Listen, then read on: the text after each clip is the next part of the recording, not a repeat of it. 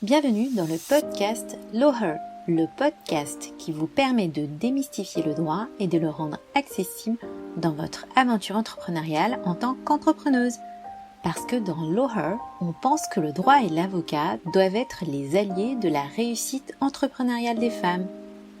On parlera donc d'entrepreneuriat, de cerveau reptilien, de contrat, de sororité ou encore de Beyoncé. Bonne écoute à toutes! Hello à toutes, je suis Estelle B, avocate en droit des affaires et en droit des sociétés. J'accompagne les entrepreneurs freelance et les indépendants depuis plus de 10 ans pour les aider à sécuriser leur activité, structurer leur boîte et surtout leur éviter de se faire bouffer. Aujourd'hui, je vais vous parler d'un sujet qui est revenu un peu trop souvent dernièrement pendant mes interventions. J'ai nommé la question des clients qui dépassent le cadre. Les clients relous qui vous font bosser le week-end, qui en demandent toujours plus sans jamais rien lâcher en retour. Évidemment, ni 1 euro de plus, ni quelquefois un merci. Et spoiler alerte, malheureusement, ça arrive régulièrement aux femmes. Pourquoi je dis ça ? Disons que la semaine dernière, j'ai justement reçu 2 clientes qui se sont retrouvées à peu près dans les mêmes situations que je vais vous exposer justement dans l'épisode. Donc j'ai décidé de chambouler un peu mon calendrier édito pour pousser un coup de gueule, mais également pour vous donner quelques conseils pour vous éviter de vous faire avoir dans votre relation avec votre client. Et vous réexpliquer pourquoi il est possible de prendre le contrôle, voire de reprendre le contrôle dans votre relation commerciale avec justement la mise en place d'éléments, d'outils adaptés à votre relation que vous avez aujourd'hui avec votre client. Alors, donc je vais vous faire un état des lieux donc de ce qui se passe d'une manière générale. Je vais me retrouver devant une cliente qui me contacte pour l'aider et régulièrement, c'est toujours la même histoire. Elle m'explique qu'elle a l'impression d'être trop gentille, souvent elle est déjà épuisée, proche du burn-out, parce qu'en fait, en réalité, elle se retrouve à faire des nocturnes, à bosser les week-ends.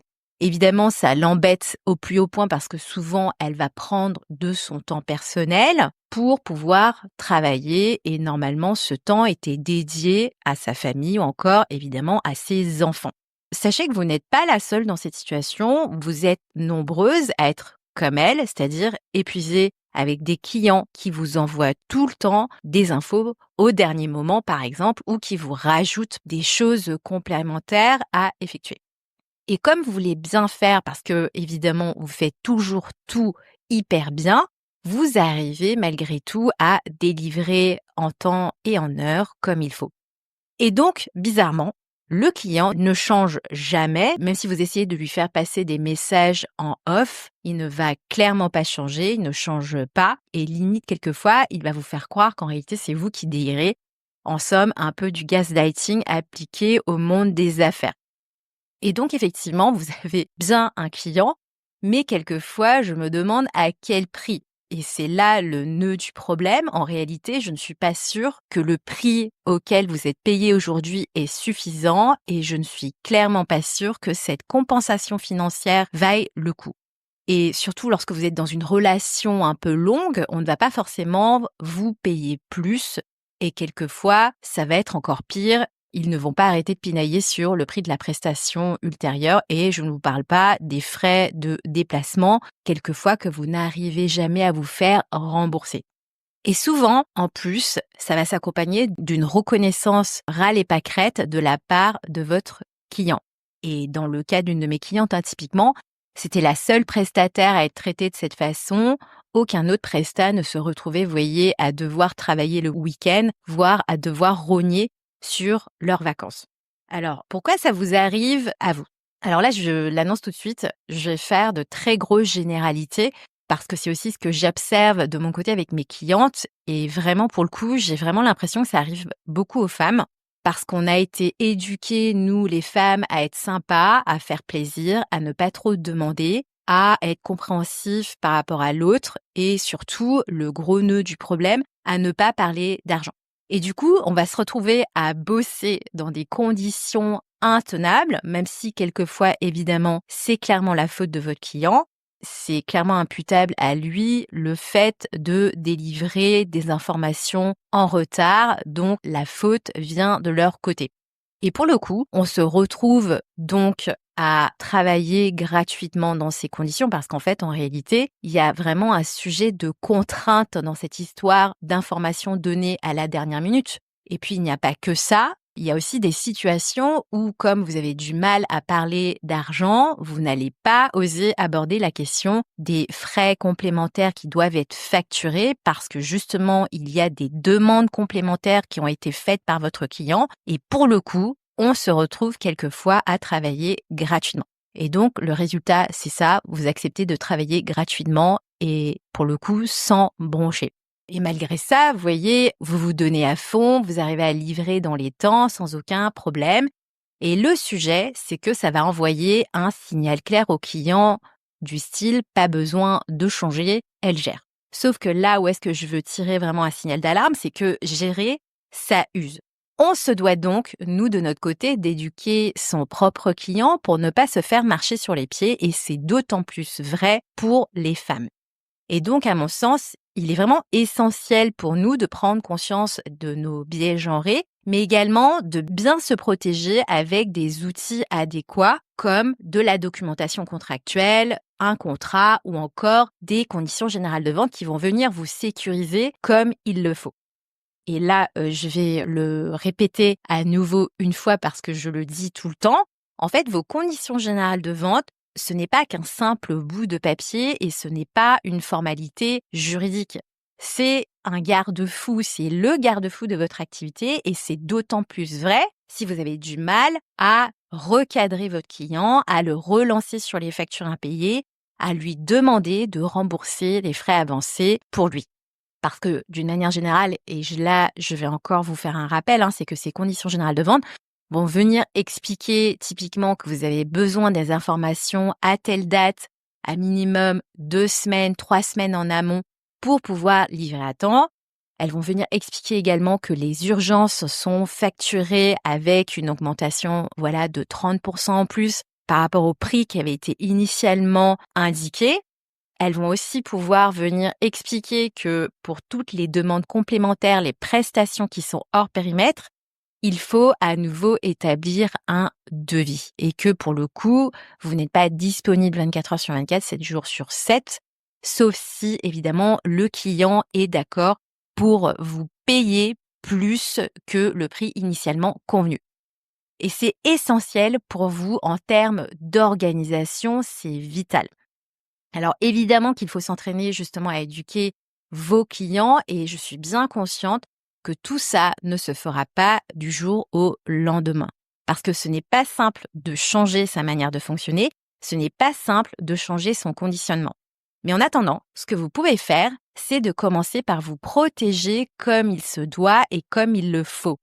Parce qu'en réalité, quand tout est écrit noir sur blanc, la réalité, c'est que vous avez les moyens et les outils efficaces pour faire pression sur votre client pour qu'il change justement son comportement, pour qu'il ne fasse plus le mort une fois par exemple que votre facture aura été émise. Il ne pourra plus grignoter vos soirées, vos week-ends ou encore votre santé mentale parce qu'en fait, il sait que en vous envoyant une demande le vendredi soir, si vous devez travailler le week-end, hop, c'est 30% en plus sur la facture finale. Et là, je vais vous entendre dire, mais pardon, mais est-ce que c'est abusé justement de faire payer des extras? Alors, je vais être extrêmement claire là-dessus. Faire respecter vos conditions, ce n'est pas être pénible, c'est protéger d'abord vos intérêts et ensuite, c'est être professionnel. Et si votre client ne l'accepte pas, c'est juste que peut-être que ce n'est pas le bon client, même s'il représente la moitié de votre chiffre d'affaires. Et en réalité, c'est d'autant plus mauvais pour vous qui êtes dans une relation ultra toxique vis-à-vis de votre client parce que celui-ci ne va pas vous respecter en tant que professionnel. Vous n'êtes pas tributaire de sa mauvaise organisation. Vous êtes une entrepreneur, vous êtes une professionnelle et vous méritez qu'on respecte votre temps. Je vais le répéter encore une fois. Donc, ces conditions générales de vente, souvent on me dit « Ah, c'est un bout de papier ». Pardon, mais non, pour moi, ce n'est pas du tout le cas. Elles ne sont pas là pour faire joli. elles sont là vraiment pour cadrer le client, surtout si de votre côté, vous avez du mal à aborder les questions d'impayés, de dépassement non rémunéré et les situations dans lesquelles vous vous sentez bloqué. Donc voilà, si vous vous êtes reconnu dans cet épisode, c'est qu'il est temps, à mon avis, de les mettre en place, de les rédiger si vous n'en avez pas encore, voire même de les mettre à jour. Et justement, j'ai créé un modèle de conditions générales de vente pour les freelances et les solopreneurs qui font de la prestation intellectuelle. Et donc au programme, un modèle de conditions générales de vente ultra complet, justement pour vous qui faites de la prestation de service, parce que je sais que vous êtes nombreuses dans ce cas-là. Il y aura aussi 16 capsules audio explicatives pour comprendre chaque clause et pour éviter les erreurs parce que, en fait, c'est vraiment le sujet. Souvent, les modèles que vous pouvez trouver sur Internet, la problématique, c'est que vous allez le télécharger et que personne va vous expliquer en réalité ce qu'il y a écrit dedans. Et donc, d'où l'intérêt de rajouter les capsules audio pour que vous puissiez bien comprendre ce qu'il y a indiqué dans chaque clause.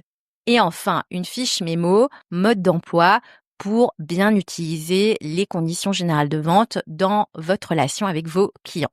Le modèle, évidemment, est pensé pour vous protéger sans vous noyer dans le jargon juridique, mais je pense que vous avez déjà l'habitude avec moi, vu que vous êtes nombreuses à m'écouter sur le podcast. Le lien pour télécharger le modèle est dans le descriptif de l'épisode. Et surtout, n'oubliez pas, en tant que professionnel, c'est normal pour vous qu'on respecte vos conditions de travail et même si en réalité vous êtes à votre compte. Ce n'est pas parce que vous êtes à votre compte que vous ne pouvez pas fixer vos limites. Merci d'avoir écouté cet épisode. Abonnez-vous au podcast, laissez un commentaire et partagez-le à une copine qui aurait besoin d'un rappel qu'elle n'est pas là pour bosser gratos. À très vite dans le prochain épisode et d'ici là, pensez à recadrer votre client pour vous faire respecter.